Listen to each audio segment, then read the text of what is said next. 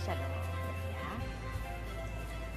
Kembali di Indonesia Morning Show, ada peristiwa bersejarah apa lagi yang tercatat di tanggal 17 Oktober ini? Berikut Today's History.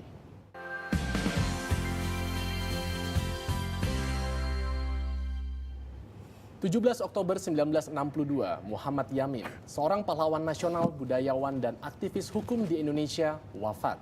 Semasa hidupnya, Muhammad Yamin telah menghasilkan beberapa buah buku, di antaranya Sejarah Peperangan Diponegoro, Revolusi Amerika, dan Tan Malaka.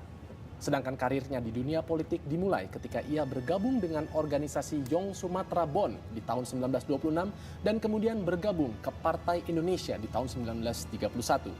Muhammad Yamin juga merupakan anggota BPUPKI dan anggota Panitia 9 yang kemudian berhasil merumuskan Piagam Jakarta. Setelah Indonesia merdeka, ia sempat menduduki beberapa posisi penting di pemerintahan, di antaranya Menteri Kehakiman, Menteri Pendidikan dan Kebudayaan, dan Ketua Dewan Perancangan Nasional. Ketika wafat, ia sedang memangku jabatan sebagai Menteri Penerangan. 11 tahun setelah kematiannya, Muhammad Yamin dianugerahi gelar pahlawan nasional.